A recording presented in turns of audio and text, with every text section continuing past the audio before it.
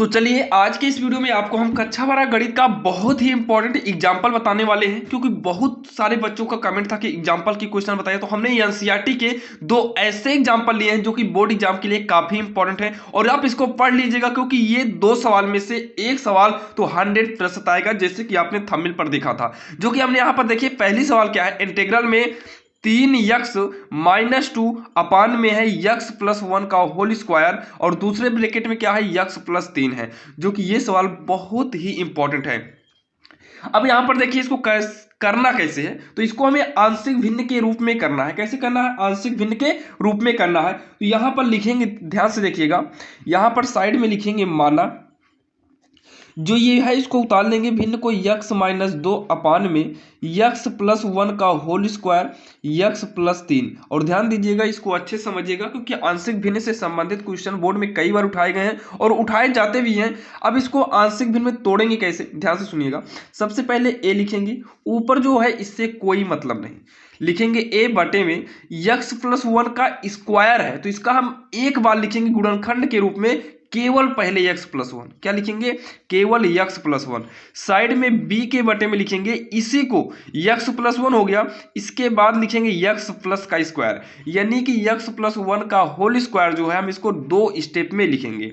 अब प्लस में c के बटे में तीसरा स्टेप क्या है, x+3 है, और इसी को मान लेंगे समीकरण 1 मान लीजिए, या फिर a मान लो, या b मान लो, या फिर कुछ भी मान लो, तो हम समीकरण r मान लेते हैं।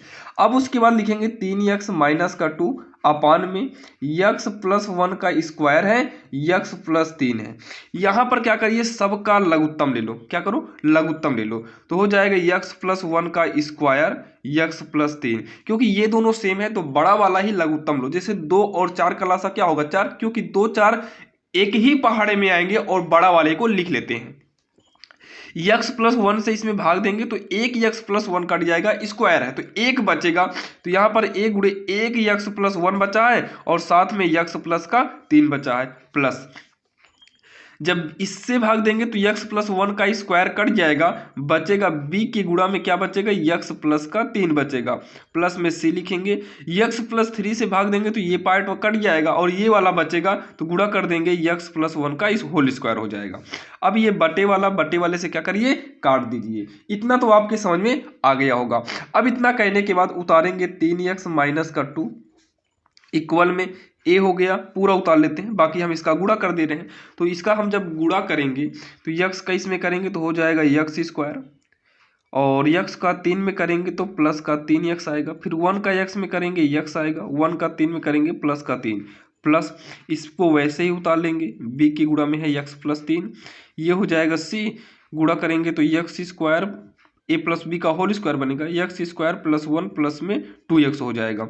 उसके बाद जो है इसको लिखेंगे 3x-2। अब यहाँ से पहले हम a और b का मान निकालेंगे। क्या करेंगे? a और b का मान निकालेंगे। तो a का गुणा अंदर करेंगे ax² प्लस में 3a कितना हो गया, 4x, गुणा कर देंगे तो 4ax होगा, प्लस में 3 से गुणा कराएंगे 3a, प्लस में b का अंदर गुणा करेंगे bx, प्लस में 3b, प्लस में c का गुणा कराएंगे cx², c का नम c का और अंदर गुणा करेंगे तो हो जाएगा 2cx हो जाएगा। अब यहाँ पर 3x-2 इक्वल cx और ax, a कॉमन लेंगे तो x² प्लस में c हो जाएगा। नहीं, x² कॉमन होगा, इन दोनों में x² कॉमन लेते हैं, तो थोड़ा इसको काट देते हैं, तो a प्लस c बचेगा अगर हम x² को कॉमन लेंगे तब। ये इसमें x है, इसमें x है, इसमें x है, तीनों में x कॉमन लेंगे तो यहाँ पर 4a बचेगा, यहाँ पर b बचेगा, और यहाँ पर 2c बचेगा, और साइड में कर देंगे x, और इसमें x नहीं है यानी कि 3a और 3b हो गया, और प्लस का c, इन तीनों को अलग कर लेंगे क्योंकि इसमें x ही नहीं है। तो सबसे पहले हम इसकी तुलना करते हैं, ध्यान से सुनिएगा। जब इसकी हम तुलना करेंगे तो यहाँ x² है, x² वाले में करेंगे तो यहाँ x² वाला नहीं है, तो आप यहाँ से a प्लस c लीजिए, यहाँ नहीं है तो आराम से 0 कर दो, ये हो गया समीकरण 1। उसके बाद आप x वाला लीजिए तो 4a प्लस में b और प्लस में 2c आएगा, इक्वल का x है, और यहाँ x वाला कितना है, 3 है, तो 3 करेंगे, ये हो जाएगा समीकरण 2। फिर अगला लेंगे 3a प्लस में 3b प्लस का c इक्वल में यहाँ कितना है माइनस का 2 है। ये हो गया समीकरण 3।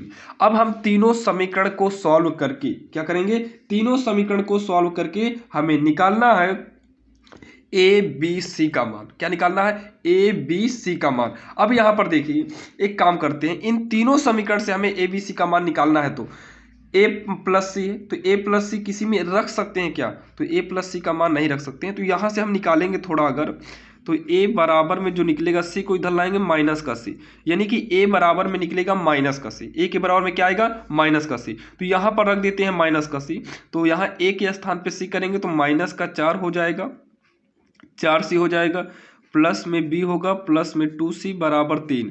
तो ये हो गया, पहले b को लिख लो, 4c में माइनस का 2 घटाएंगे तो माइनस 2c बचेगा 3। ये हो गया समीकरण 4।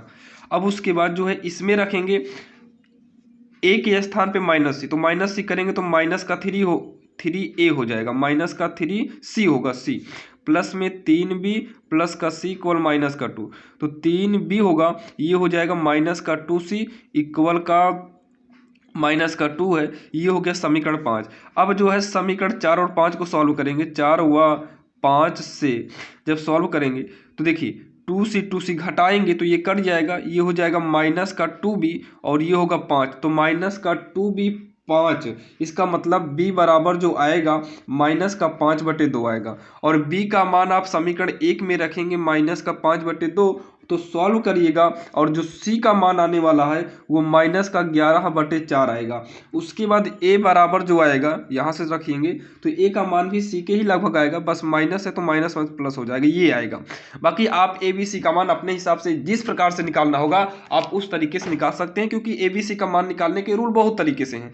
अब इतना कहने के बाद अब आप सीधा आइए समीकरण r में जो हम पहले से माने थे, समीकरण r से, तो समीकरण r का मतलब जो ये समीकरण हम पहले माने थे इसी समीकरण पर हम रिटर्न आएंगे। तो इस समीकरण पर आएंगे तो पहले हम ये वाला पार्ट को लिखते हैं, 3x - 2 अपान में जो है, तो यहाँ पर लिखेंगे 3x - 2 अपान में x + 1 का होल स्क्वायर x + 3 है। और समीकरण 1 में आकर हम इंटीग्रल भी कर देते हैं, क्या कर देंगे, समाकलन भी कर देंगे। अब उसके बाद अब इसके बाद यहाँ पर जो था इसको देखिए क्या था, a बटे में x + 1 था, तो a के बटे में था तो a के स्थान पे कितना है 11/4 है, तो 11/4 है। इंटीग्रल में साइड में हम 1 अपान कर देंगे x + 1 dx। ध्यान से सुनिएगा, इस a को हम साइड में कर लिए हैं, तो a को साइड में किए हैं तो 11/4 ये कर दिए, और इंटीग्रल में जब a को साइड में किए तो a के स्थान पे 1 आया तो 1 अपान x + 1, ये देखो इंटीग्रल के अंदर कर दिए। सेम ऐसे b है तो b के स्थान पर कितना है माइनस में 5/2 है, तो माइनस यहाँ चिन्ह जो प्लस यहाँ होना चाहिए माइनस आएगा तो माइनस हो जाएगा, -5/2 इंटीग्रल में 1 अपान x + 1 का होल स्क्वायर dx हो गया। फिर उसके बाद क्या है, प्लस में c अपान है, तो c के स्थान पर हम रखेंगे माइनस का 11/4, तो जब माइनस का 11/4 करेंगे साइड में लाएंगे तो माइनस प्लस माइनस 11/4 हो जाएगा, तो माइनस में 11/4 होगा, इंटीग्रल के अंदर 1 अपान x + 3 हो जाएगा और कर देंगे dx। ये हो गया, और यहाँ तक आपके समझ में आ गया होगा। यहाँ तक समझने में कोई भी प्रॉब्लम अगर हो तो आप कमेंट बॉक्स में कमेंट कर देना। तो यहाँ पर देखिए 11/4 ये लॉग में फार्मूला चला जाएगा, लॉग में x + 1 हो जाएगा, माइनस का 5/2 है, ये जो जाएगा ये x + 1 पहले एक बार ऊपर ले जाएंगे तो इसकी घात में एक जुड़ेगा, इस हिसाब से जो है यानी कि हम बात करें इसका समाकलन तो हो जाएगा ऊपर जाएगा, तो 1 जुड़ेगा तो -1 हो जाएगा, तो -1 यानी कि फिर से नीचे लाएंगे तो ये हो जाएगा 1 अपान x + 1 ही रहेगा। आप इसका समाकलन करिएगा, इसको एक बार ऊपर ले जाएंगे, थोड़ा हम आपको दूसरे पेज में बता देते हैं, इसमें जगह नहीं है तो ध्यान से सुनिएगा। देखिए इंटीग्रल में 1 अपान x + 1 का स्क्वायर है, तो पहले हम इसको ऊपर ले आएंगे तो x + 1 का पावर -2 होगा, क्योंकि लॉग में तभी यूज होगा जब यहाँ पर स्क्वायर ना होता तब, जैसे इसके पहले स्क्वायर नहीं था लॉग में कर दिए थे, तो रूल होता है एक जुड़ेगा, तो x + 1 में 1 जोड़ेंगे तो -2 में 1 जोड़ेंगे -1 बचेगा, तो ये माइनस साइड में आएगा और ये सीधा बटे में कर देंगे क्योंकि इसकी पावर माइनस है, प्लस में कहने के लिए बटे में, यानी कि -1 अपान x + 1 आएगा, तो -1 अपान होगा तो माइनस जो निकलेगा वो बाहर चला गया, माइनस माइनस प्लस हो गया, 1/x प्लस 1 हो गया, बीच में इंटू है, माइनस का 11/4, इसमें स्क्वायर नहीं लगा है तो ये लॉग में चला जाएगा, तो लॉग x प्लस का 3 हो जाएगा। ये आपके समझ में आ गया होगा। अब इसमें और इसमें दोनों में लॉग लगा है तो दोनों में 11/4 को कॉमन ले लीजिए, ये लॉग यम माइनस लॉग यन के फार्मूले के हिसाब से लॉग x प्लस 1 अपान लॉग x प्लस 3 हो जाएगा। याद रखिएगा यहाँ पर अगर लॉग यम माइनस लॉग यन के रूप का है तो ये लॉग यम बटे यन हो जाता है। तो इन दोनों में पहले 11/4 को ले लिए कॉमन, अब लॉग यम इसको मान लेते हैं लॉग यन, ये रूप में बन गया तो साइड में हम कर दिए यानी कि बटे में हो गया। इस हिसाब से प्लस में हम लिखेंगे 5/2 इंटू में 1/x प्लस 1, और यही इसका जो है फाइनल आंसर हो जाएगा, जो कि ये सवाल काफ़ी इंपॉर्टेंट थी और बोर्ड एग्जाम में 5 नंबर की पूछी जाती है। तो चलिए देर नहीं करते हैं, इसमें कि एक और सवाल है हम उसको भी देख लेते हैं। अब यहाँ पर देखिए जो दूसरी नंबर सवाल है ये काफी इंपॉर्टेंट सवाल है, सेम उसी रूल से है लेकिन थोड़ा सा चेंजिंग है, ध्यान से सुनिएगा, थोड़ा सा क्या है चेंजिंग है। देखिए इसमें क्या है, जब भी आपकी दोनों पावर सेम आ जाए, क्या आ जाए, दोनों पावर सेम आ जाए। इसके पहले जो आपने सवाल देखा था उसमें पावर सेम तो नहीं थी, जैसे यहाँ पर 3x ऊपर था, इसको हम सॉल्व करते तो x स्क्वायर आ जाता, जो कि यहाँ पर जो है सेम आपका x मिल गया, कोई दिक्कत नहीं थी। लेकिन इसमें थोड़ा सा प्रॉब्लम क्या होगा, कि जब हम इसका गुणनखंड कर देंगे तो ये x माइनस 2 आएगा। जैसे इसका हम गुणनखंड यहाँ पर करेंगे x square minus 5x plus 6 का, तो होगा x स्क्वायर माइनस में 3x प्लस 2x हो जाएगा, प्लस का 6 होगा, x square minus 3x minus 2x plus 6, तो x कॉमन लेंगे, x माइनस 3 माइनस 2 कॉमन लेंगे, x माइनस 3, और x माइनस का 3 होगा, x माइनस का 2 होगा। जब इसका हम गुणनखंड लेंगे तो नीचे x माइनस 3 x माइनस 2 होगा, यानी कि x की पावर में यहाँ 1 है जो कि ऊपर x की पावर 2 है। और इसके पहले वाले में क्या था कि दोनों में जब हम किए थे तो स्क्वायर से मतलब नहीं है, अंदर x की पावर 1 है, ऊपर भी 1 है, तो ऐसे कंडीशन में आप सीधे आंशिक भिन्न में तोड़ दिए थे। लेकिन अगर यहां पर अगर ऐसा करेंगे तो हमारी सवाल गलत हो जाएगी। तो ऐसे कंडीशन में आपको नीचे वाले से ऊपर वाले में भाग देना पड़ेगा। क्या करना पड़ेगा, भाग देना पड़ेगा। तो जब आप भाग देंगे तो यहां भाग देने के बाद हमेशा याद रखिएगा, जैसे मान लो ऐसे भाग दिए तो भाग देंगे तो ये नीचे वाला यहाँ रहेगा और ऊपर वाला अंदर करेंगे, तो यहाँ से जो शेषफल आएगा और एक यहाँ पर आएगा, तो जो यहाँ पर आएगा साइड में यानी कि भागफल में आएगा उसको हमें आगे लिखना है, आगे। तो ये लगभग x स्क्वायर का भाग x स्क्वायर एक ही बार जाएगा, तो उसको साइड में रखिए। शेषफल जो आएगा वो आप 5x माइनस 5 यहाँ रखिएगा, और जो बटे में है वो पहले से ही x square minus 5x plus का 6 करना पड़ेगा आपको। इतना आप कर लेंगे, इसमें कोई दिक्कत है नहीं, इसमें कोई दिक्कत है नहीं, भाग आपको आना चाहिए। अब तो 12 में है तो भाग तो आएगा ही।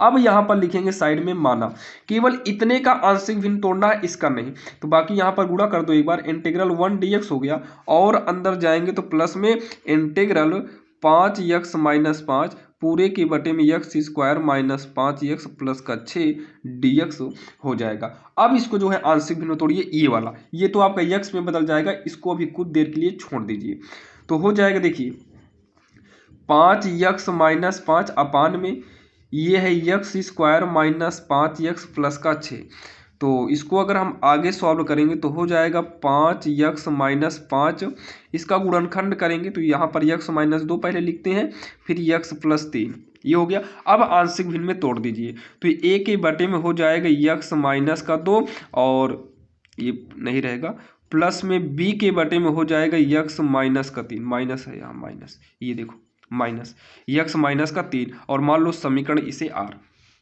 कि ये वाला इसमें चेंज किए हैं, तो अब केवल इतने से मतलब है बस, तो हो जाएगा 5x माइनस 5 बटे में x माइनस 2 x माइनस 3, इसमें लघुत्तम ले लेंगे तो x माइनस 2 और x माइनस 3 इसका लघुत्तम आएगा, तो ये कट गया, बचा है x माइनस 3, तो a से गुणा करा देंगे x माइनस 3 का, प्लस में x माइनस 3 से x माइनस 3 कटेगा, बचेगा x प्लस 2, तो b के गुणा में कर देंगे x माइनस का 2, ये इससे कट गया, 5x माइनस 5 होगा, अंदर गुणा करेंगे ax माइनस का 3a, b से करेंगे प्लस में bx माइनस का 2b हो जाएगा।